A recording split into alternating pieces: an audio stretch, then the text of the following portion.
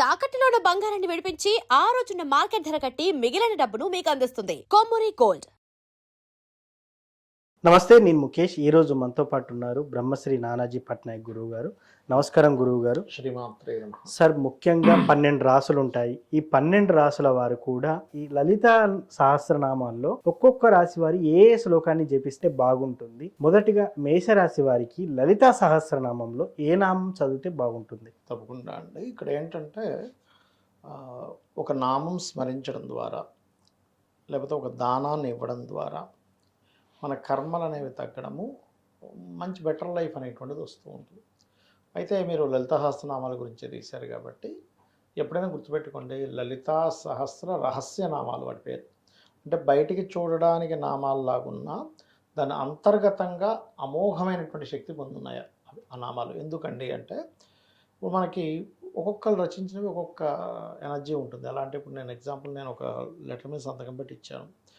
మా పిల్లవాడు కాలేజ్కో స్కూల్కో leave letter పనిచేస్తుంది, అంతేకాదు దాన్ని దేశాన్ని సాధించడానికి ఉపయోగించింది. అంతే కదా. అదే పిఎం మోడీ గారు సంతకం పెట్టింది దేశానికి వర్తిస్తుంది. సీఎం గారు పెట్టింది రాష్ట్రానికి, ఒక ఎంపీ ఎమ్మెల్యే చెబుతుంది ఆ ఏరియాకి కదా. అలా ఒక్కొక్క అంటే మనుషులు రచించినవి, ఋషులు రచించినవి, దివ్య మనుషులు రచించినవి, దేవతలు రచించినవి ఉంటాయి. అందులో హయ్యెస్ట్ ప్రియారిటీ దేవతలు రచించినటువంటిది. వసిన్యాది వాగ్దేవతలుగా అమ్మవారిలో నుంచి 8 కిరణాలుగా బయటకు వచ్చి ఆ యొక్క వసిన్యాది వాగ్దేవత ఋషయ అంటారు, అందుకే లలిత సహస్రనామాలు. అందులో పర్టికులర్గా మేషం వారు అన్నీ చేయొచ్చు, చేయకూడదని ఏం లేదు. అయితే ఒక్కొక్క విషయానికి ఒక్కొక్కటి చేయమని చెప్పారు. అయితే వీళ్ళకి ఎక్కువగా సూర్య భగవానుడు అధిష్టాన దేవత అవుతారు కాబట్టి ఓం భానుమండల మధ్యస్థ భైరవీ భగమాలినే నమః అని సూర్య భగవాను చూస్తూ ఎవరైతే అర్ఘ్యం వదులుతూ సూర్య భగవాను ఆదిత్య హృదయం చేసిన తర్వాత ఒక్క 10 నిమిషాలైనా చేసుకోగలిగితే, లేదండి ఇంకెక్కువసేపు చేసుకుంటానంటే 48 నిమిషాలు కనుక చేయగలిగితే వీరి పూర్వజన్మ కర్మలు దగ్ధమవుతాయి. అలాగే వీళ్ళ మేషం నుంచి 6వ భావం అంటే కన్యా రాశిలో ఏ గ్రహాలు ఉన్నాయో చూసుకోవాలి. ఏమీ లేవనుకుంటే ఏ గ్రహం ఉంటే ఆ గ్రహానికి సంబంధించిన దానం ఇవ్వాలి. ఏమీ లేదనుకుంటే పెసలు దానం ఇవ్వాలి. పెసలు, నువ్వులు వీళ్ళు ఎంత దానంగా ఇస్తూ ఉంటే వీళ్ళకి రుణాలు, రోగాలు, శత్రుత్వాలు తగ్గడమే కాకుండా సక్సెస్ఫుల్ లైఫ్ కూడా పెరుగుతుంది వీరికి. దీంతోపాటు ఈ భానుమండల మధ్యస్థ భైరవీ భగమాలినే నమః. ఎందుకంటే ఆఖరికి ఆమె మహావిష్ణువు శ్రీరామ అవతారాన్ని ఎత్తి రావణాసుని సంహరించే క్రమంలో అలసిపోతాడు. ఏమిటి ఎంత బాణాలు వేస్తున్నా తల మీద కొడుతుంది, ఇంకో తల వచ్చేస్తుంది, చేయి మీద కొడితే ఇంకో చెయ్యి వచ్చేస్తుంది, వీటిని ఎలా సంహరించడం రా బాబు అని. అలాంటప్పుడు మహర్షి వచ్చి ఈ యొక్క ఆదిత్య హృదయం చదువు అని చెప్తూ ఉంటారు. ఈ మేషము వారికి ప్రత్యేకంగా ఆదిత్య హృదయ పఠనం అనేటువంటిది ఖచ్చితంగా ఈ యొక్క ఫలితాన్ని ఇస్తుంది. దీంతోపాటు ఓం భానుమండల మధ్యస్థ భైరవీ భగవానే నమః లలిత సహస్రనామాలు. అదేవిధంగా ముందు ఓము లాస్ట్లో నమః కలుపుకోవాలి ఈ నామానికి. దీంతోపాటు మనకి పాయసాన్నాన్ని నైవేద్యంగా పెట్టాలి. సూర్య భగవానుడికి పెట్టొచ్చు, అమ్మవారి దగ్గర కూడా పెట్టొచ్చు. కుంకుమతో గనక అమ్మవారిని ఈ నామాన్ని స్మరిస్తూ కుంకుమతో గనక పూజ చేసినట్లయితే మరింత మంచి ఫలితాలు వస్తాయి. ఎస్, ముఖ్యంగా రోజు చదవాలా, రోజు చదివి రోజు నైవేద్యం పెట్టాలా, ఏమంటారు మీరు? ఒకటండి, ఇక్కడ సింపుల్ ఎగ్జాంపుల్ చెప్తా చూడండి. రోజు చదవాలా, రోజు చదవకూడదా, రోజు చదివితే ఏంటి, చదవకపోతే ఏంటి అనే కంటే కూడా చిన్న ఎగ్జాంపుల్ అండి. మీరు రోజు ఎక్సర్సైజ్ చేస్తున్నారు, లేకపోతే యోగా చేస్తున్నారు, ఎవరికి బెనిఫిట్? మనకే బెనిఫిట్, చేసుకున్న వారికి బెనిఫిట్. మనకి అంటే మీరు చేయడం వల్ల మీ పక్కింటోడుకో లేకపోతే మీరు చేస్తున్న జిమ్కో ఏ బెనిఫిట్ ఉండదు కదా. మీరు వెళ్తున్న దీనికో ఆయనకి ఏదో ఆ జిమ్కి ఆ ట్రైనింగ్ ఇస్తున్న పర్సన్కి ఏదో ట్రైనింగ్కి వెళ్తుందేమో, కానీ చేస్తున్న వ్యక్తికి ఎక్కువ బెనిఫిట్ కదా, మెయిన్గా ఆరోగ్యంగా ఉంటాడు కదా. అలాగే మనం పూజాది కార్యక్రమాలు కూడా మనకి శాస్త్రంలో ఏముందంటే, ఇప్పుడు చాలామంది చూడండి, ఒకానొక రోజు ఏదో కష్టం వచ్చినప్పుడు దేవుని తలుచుకుంటారు. ఒక్కొక్కసారి వాళ్ళకి పూర్వజన్మ కర్మ బాగుంటే ఆ పని అయిపోతుంది తలుచుకున్నందుకు. లేకపోతే ఏంటోనండి దేవుడికి మొక్కుకున్నా అవ్వలేదంటారు, పని అనుకున్నా కాలేదంటారు. కారణం ఏంటంటే అమ్మవారే చెప్పింది, రోజు నిత్యము నన్ను స్మరించే వాడికి నీ కష్టకాలంలో నువ్వు స్మరించినప్పుడు వెంటనే వచ్చి నేను ఆదుకుంటా. ఇప్పుడు చిన్న ఎగ్జాంపుల్, మీ ఇంటి పక్కనే ఎమ్మెల్యే గారు ఉన్నారు, రోజు ఫ్రెండ్షిప్ చేసుకుని రోజు మాట్లాడుకుంటున్నారు. ఏదో కష్టం వచ్చింది మీకు, మీరు ధర్మబద్ధంగా ఉన్న ఏదో అయింది, ఆయన చెప్తే ఆయన ఏదైనా మీకు హెల్ప్ చేయగలుగుతారు. అసలు మీరు జీవితంలో ఎప్పుడు పలకరించలేదు, పక్కపై సడన్గా పోయి నాకు ఇది వచ్చింది అంటే ఛాన్సెస్ అక్కడ కూడా చేయొచ్చు, కానీ మీకు పరిచయం ఉన్నప్పుడు చేసే ఇది వేరే ఉంటుంది, అవునా కదా? అలా అనమాట. కాబట్టి ఈ లలితా సహస్రనామాల విషయంలో కొన్ని ఉన్నాయి. ఏంటంటే నిత్యము చేసేవాళ్ళు కొన్ని అడుగుతూ ఉంటారు, ఏమంటే నేను నాన్ వెజిటేరియన్ తినొచ్చా తినకూడదా ఇట్లాంటివన్నీ కూడా. మీరు ఒక జంతువుని హింసించడం ఎందుకు అనే భావనతో తినకుండా ఉంటే వేరే, కానీ ఎక్కడైనా సరే ఏ దేవత సంబంధమైనా కానీ మీరు వెజిటేరియన్ నాన్ వెజిటేరియన్ అనేది చూడండి ఎప్పుడు భగవంతుడు. మీరు సాటి మనిషి పట్ల ఎలా ఉంటున్నారు, వాడిని మోసం చేయడము, వాడికి ఏదో మాయమాటలు చెప్పడము, లేకపోతే వాడి ముందుని బాగా మాట్లాడి పక్కకు పోయి వాడి గురించి చెడుగా మాట్లాడడం చేస్తే అది మాత్రం దేవుడు మెచ్చడు. ఇది ప్రధానంగా గుర్తుపెట్టుకోవాలి. అదేవిధంగా కొంతమంది విగ్రహం పెట్టుకోవాలా లేకపోతే పటం పెట్టుకోవాలని అడుగుతూ ఉంటారు. పటమైనా పెట్టుకోవచ్చు, విగ్రహమైనా పెట్టుకోవచ్చు. విగ్రహం కనుక పెట్టుకునేటట్టయితే అంగుష్టమాన్యం అంటే ఒక బొటన వేలంత మాత్రమే ఉండాలి.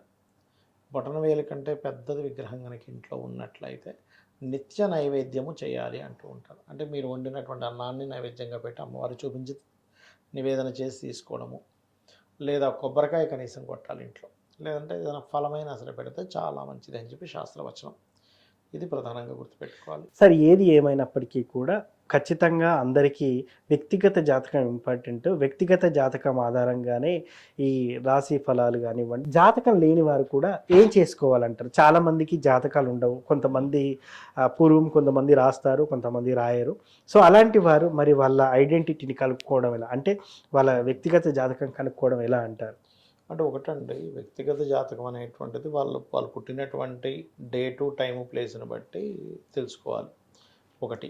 రెండవది ఏంటి అంటే ఈ అసలు జాతకమే లేదు కానీ లలితా సహస్రనామాల్లో ఏం చేసుకోవాలంటే ఒక్కొక్క దానికి ఒక్కొక్క నామం ఉంది ప్రత్యేకంగా. ఇప్పుడు చూడండి, ఎవరికైనా సరే కెరీర్లో సెట్ అవ్వాలి బాగా, అలాంటి వాళ్ళు ఓం మాణిక్యం ఒకటాకార జానద్వయ విరాజితాయ నమః చేసుకోవచ్చు. లేదంటే బిజినెస్లో ఇంప్రూవ్మెంట్స్ అవ్వాలి, ఓం ఇంద్రగోప పరిక్షిప్త స్మరత్వనాభజంగికాయ నమః. ఈ ఇంద్రగోప పరిక్షిప్త నామం ఏదైతే ఉందో వాళ్ళ లైఫ్లో అంటే వాళ్ళ జాతకంలో 11th హౌస్ పాడైంది అనుకోండి, ఇది చేసుకోవడం ద్వారా హ్యాపీనెస్ అనేది పెరుగుతుంది, సక్సెస్ రేట్ అనేటువంటిది పెరుగుతుంది. అది అదేవిధంగా మరొక విషయం ఏంటంటే ఒక్కొక్కసారి కొంతమందికి అనారోగ్యంతో బాధపడుతుంటారు చిన్నప్పటి నుంచి కూడా. అలాంటి వారు ఓం సర్వవ్యాధి ప్రశమని సర్వమృత్యు నివారిణి అగ్రగణ్య చింత్యరూప కలికల్మషనాశిని నమః చేసుకోవచ్చు. ఇలాగా ఎవరెవరు దేనికి సంబంధించి చేయాలో దానికి సంబంధించి చేసుకునేటువంటిది ఉంటుంది. అదేవిధంగా మరి కొంతమందికి ఫైనాన్షియల్ ఇబ్బందులు ఉంటాయి, అలాంటప్పుడు ఓం ధర్మాధ్యక్ష ధనాధ్యక్ష ధనధాన్య విపత్తిని నమః. అంటే ఇక్కడ ఏంటంటే వ్యక్తిగత జాతకంలో కనుక 2వ భావం పాడైంది అంటే ఫైనాన్షియల్ హౌస్ పాడైంది, అప్పుడు ఈ ధర్మాధ్యక్ష కానీ లేకపోతే ఓం సంపత్కరి సమారూఢ సింధుర ప్రజ సేవితాయ నమః కానీ చేయొచ్చు. ఇలా ఏంటంటే ఒకటి ఇక్కడ చాలామంది ఇప్పుడు మీరు అడిగినట్టు కొంతమంది ఎట్లా అడుగుతారంటే, ఏమంటే నేను ఎప్పుడు పూజలు చేయను కానీ ఇప్పుడు నాకు కష్టం వచ్చింది కాబట్టి దేవతను వెళ్ళి అడిగితే నేను స్వార్థం కోసం అడిగినట్టు ఉంటుందేమో అనుకునే వాళ్ళు చాలామంది ఉన్నారు. ఎస్, అవును. నేనేమంటానంటే ఒక తల్లికి బిడ్డలు ఉన్నారు, 4 బిడ్డలు ఉన్నారు. ఒకవాడు తల్లితో పెద్దగా కనెక్టివిటీలో లేడు, మిగతా 3 బాగానే ఉంటారు, కానీ వీడికి ఆకలేసింది ఎవరిని అడగాలి? తల్లినే అడగాలి. తల్లి ఏమైనా నువ్వు సరిగ్గా కమ్యూనికేషన్స్లో లేవు కదా నీకు పెట్టను అంటుందా? అన్నది కదా, అన్నది కదా. అందుకని తల్లిని అడగడంలో తప్పు లేదు. అయితే నువ్వు అడిగేటువంటి దానిలో ధర్మబద్ధమైంది అయి ఉండాలి ఆ కోరిక. పక్కవాడికి పోవాలి, జాబ్ పోవాలి, ఆ జాబ్ నాకు రావాలంటే ధర్మబద్ధం కాదు. అంతే కదా. నేను పడుతున్నటువంటి కష్టానికి నాకు మంచి ఉద్యోగం ఇవ్వు, అది ధర్మబద్ధం. అలాగా చాలామంది ఏంటంటే కొన్ని నేను మొన్న కూడా ఒక జాతకం చెప్పినప్పుడు అతను అదే అంటున్నాడు, ఏమంటే సార్ నేను ఎప్పుడు చేయను, ఇప్పుడు చేస్తుంది ఏదో దేవుడిని స్వార్థంతో అడిగినట్టు ఉంటుందేమో. అలా అనుకుంటాడా సార్ దేవుడు? అనుకోడు. ఎందుకంటే తల్లి ఎప్పుడైనా అనుకుంటుంది వీడి స్వార్థంతో నన్ను అన్నం పెట్టమని అడుగుతున్నాడు, వీడి స్వార్థంతో నన్ను కూర వండమని అడుగుతున్నాడు అనుకుంటుందా? ఆనందంగా పెడుతుంది. ఇంకా అరే ఇంకో ముద్ద వేసుకోరా అని పెడుతుంది. అలాగే భగవంతుడు కూడా నీ యొక్క కోరిక కనుక ధర్మబద్ధమైంది అయితే ఆనందంగా ఇస్తాడు, నీ కోరిక ధర్మబద్ధమైంది కాకపోతే ఇప్పుడు అనడానికి రామాయణంలో ఒక వృత్తాంతం కూడా ఉంటుంది. ఒకసారి బ్రహ్మగారు అంటే మన ఈ రావణాసురుడు, మన శూర్పణఖ, అదేవిధంగా మన రావణాసురుడు యొక్క తమ్ముడు కుంభకర్ణుడు, సుగ్రీవుడు, వీళ్ళ 4 బ్రహ్మ కోసం తపస్సు చేస్తూ ఉంటారు. బ్రహ్మగారు ప్రత్యక్షం అవుతారు. ఉమ్, ప్రత్యక్షమై శూర్పణకి ఏదో కావాలంటే ఇచ్చేస్తారు. ఓకే. దాని తర్వాత రావణాసుడి దగ్గరికి వస్తాడు. ఉమ్, రావణాసుడి దగ్గరికి వస్తే రావణాసుడు నాకు పలానా అది కావాలి ఇది కావాలి నేను ఎప్పుడు బతికే ఉండాలంటే అది ఇవ్వడం కుదరదు అంటాడు. ఉమ్, ఎగ్జంప్షన్ ఉమ్, అంటే మనుష్యుల చేతిలోని లేకపోతే వానరుల చేతిలో తప్ప మిగతా అన్ని కోరుకుంటాడు. ఎస్, అందుకే నారాయణుడే మనుష్య రూపం దాల్చి చంపేశాడు రాముడి రూపంలో. ఎస్, అవును. ఇక సుగ్రీవుడి దగ్గరికి వెళ్ళినప్పుడు సుగ్రీవుడు ఏం చెప్తాడంటే, నేను ఉన్నంత కాలము జీవించినంత కాలము ధర్మాన్ని నేను తప్పకుండా చూడు స్వామి అని అడుగుతాడు. ఓకే. అప్పుడు బ్రహ్మగారు మెచ్చుకొని నీకు చిరంజీవత్వం ఇస్తాడు. ఎస్. ఇక్కడ రావణాసుడు అడిగినా ఇవ్వడు, ఉమ్, అలా ఇవ్వకూడదు అంటాడు, కానీ ఇక్కడ ఇస్తాడంటే దాని అర్థం ఏంటి, ధర్మానికి ముడిపడి ఉంటే నువ్వు ధర్మంతో కనెక్ట్ అయి ఉంటే భగవంతుడు మెచ్చి నీకు ఇస్తాడు. ఎస్. మరలా ఇక్కడ కుంభకర్ణుడి దగ్గరికి వెళ్తుండేసరికి దేవతలందరూ వచ్చి బ్రహ్మను పట్టుకుంటారు. అయినా వాడు ఇప్పటికే మేము చచ్చిపోతున్నాం, వాడు బాడీకి అది, ఉమ్, మీరు మళ్ళీ వరాలు ఇస్తే ఇంక మేము ఇంక భరించలేము, ఏదో ఒకటి చేయండి అంటే నన్ను ఏం చేయమంటారు,